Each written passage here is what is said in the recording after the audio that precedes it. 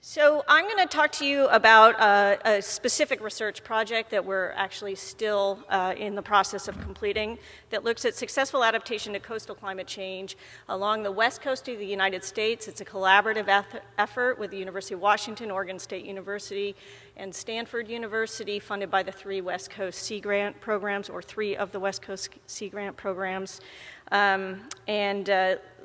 Gathering insights from both science and practice. So those were the logos, and here are the people. This is a very collaborative effort, and what I'm showing is the result of work by all of these people on the screen. So the central question for the project that I'm describing to you today is this question of what does successful adaptation look like in the different physical, ecological, socioeconomic, institutional, and cultural contexts that characterize the West Coast. Recognizing, of course, there's no one answer to the question, it's context specific.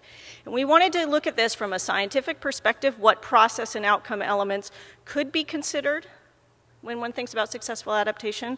From a practical perspective, how can communities measure progress towards adaptation, both in the short and long term? And from an ethical or normative perspective, what kinds of process and outcome elements should one consider? So a little bit about the motivation for this project. It really came from questions that were arising in all three states from practitioners that each of us worked with. The question is, how will we know we're on the right track? How do we tell people what our goal is, what success might look like? How do we prove that we've been doing a good job? How do we talk about this? And then in terms of why we chose to do this in the coastal context, there's a variety of reasons. One is that all three West Coast states are very engaged in climate change in the coastal arena. We can't pretend it's win-win there. So we really have to talk about the hard question of what is successful adaptation in that context. So when we started this project, I want to just give you a real brief glimpse at some of the baseline state of knowledge. So as you know, there are very few real adaptation efforts to evaluate. There are many, many more efforts every day to look at what impacts might be, to assess some vulnerabilities, to start planning, but there's very few actual actions on the ground to evaluate. So very few projects are far enough along to be evaluated. Even fewer of those set clear goals or establish baselines against which progress could be measured, and then even fewer actually set up monitoring and evaluation components. So it's hard to go in and evaluate success from that point of view. We need to think about it from a distance first. There's also significant evaluation challenges which have been touched on in every single talk this morning. When do we evaluate? This is a long-term problem. Do we evaluate our success next year? Well, not really. Climate change keeps going. Do we evaluate against today's values or values 50 years from now? How do we do that?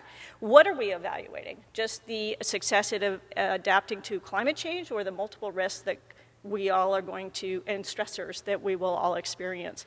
Issues of causality complicate this. How do we know that what we did had the effect we're measuring? And then, of course, who decides? What I think is successful might be very different from what you think is successful. It depends on what you value. All right, let me give you a quick introduction to the project and how it unfolded. What we're calling this, well, we didn't invent this term, but use-inspired, action-oriented research. And it really began with this practitioner's question of what is success. We're involving practitioners and stakeholders in the research throughout, and the intent is to inform not only the participants, but a much broader circle of practitioners in the end. And science comes in throughout. We're informing this analysis by existing scientific understanding, and we're intending to enrich scientific understanding of components of success. And again, this is a comparative approach. We actually did different workshops in Washington, Oregon, and California, so we can look across the three states, and we're looking for perspectives from both science and practice. So breaking it down a little bit more, what did we actually do? Here are our three large steps. The first step was a literature review, looking in the academic literature about what has been published on successful adaptation over time.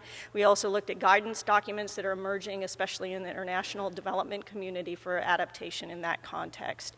We conducted a series of 5 workshops and interviews with practitioners. First workshop was, we called it the science workshop. It might be the sort of .edu.org workshop with the academics from engineering, ethics, geomorphology, climate science, ecological systems, conservation biology, asking the question of what success might look like in the coastal environment. Then we did a series of workshops in each state with practitioners who were the leading lights in adaptation. This was not about, let's try to tell you what this new idea of climate change is and how and why you might want to adapt. We really entrained the people who've been thinking about this for a long time and had lots of good ideas to add. And then we finally just had a capstone workshop where we built bridges between the science and practitioner point of views, brought a subset of them back together. And we're now in the synthesis and then dissemination phase where we're trying to put together what we've learned. And the products that are going to come out of this are going to be the academic. We hope to have a series of papers in a special issue of a journal, but also a whole series of materials for public consumption, podcasts, which are videos of our participants, case studies, one-pagers, presentations, guidance for briefings, lots, products in both realms. So just to give you a real quick glimpse of what kinds of people and participants we're talking about, this is just a map from our Washington workshop with all the logos of attendees there on the right. It's the feds from FEMA, Fish and Wildlife, down to the Swinomish and Quinault, down over to the Swinomish and Quinault tribes, Nature Conservancy, all different levels of sort of jurisdictional size there. So at our workshops with practitioners and scientists, we used a variety of methods to get at this question of successful adaptation. We fishbowled case studies where we had people involved in adaptation efforts describe them, and we discussed their pros and cons and strengths and weaknesses. We did visioning exercises. We did world cafes, exploring trade-offs and mechanisms. So it was a whole variety of mechanisms. And I just here list the case studies that we looked at for each state. And they, again, range from the very local up to the statewide. And these are the things we'll have one-pagers about at the end. But let's get to some results here. I'm going to talk really briefly about 3 different aspects of results. We looked at dimensions of adaptation success, how we might define successful outcomes, and the need to consider adaptation as an evolutionary process. So when we started this, we thought about success, and we thought about the need to talk about process, how do you do it, and outcomes, what do you end up with? And you might have different metrics and means of evaluation for both of those. We have a much more complex model, as one might expect, that I outline here. So we have adaptation planning process. We might evaluate how well we do a plan, how well we evaluate risks. We might separately evaluate our success in adaptation decision-making. How well do we assess different trade-offs, and to what degree do we bring science into that stage of things? At the very end here, we have adaptation outcomes. When we're done at the end of the day, do things look good or not on the ground? These first 2 boxes were the traditional original literature, and the outcomes is the more recent academic literature, but the other ones are all the basis of what practitioners consider as well. And if you look carefully at planning process, decision-making, implementation of projects, we all know how to evaluate whether we've done those well or not. That's pretty much a business-as-usual question. But what came out in these workshops is that the outcomes is where it's really hard. How do we know if we've really done a good job on the ground at the end of the day? And that is really where people found, I'm just highlighting those 2 things, found the most difficulty. Defining successful outcomes. What do we mean by adaptation? People bring different frames to this, and they are unaware of the different assumptions that they bring about what adaptation means, and this complicates discussions between us about whether we're successful or not. Some parties bring this sort of structural framing, which is let's keep what we got. We've been successful if we keep what we got. Nothing gets worse.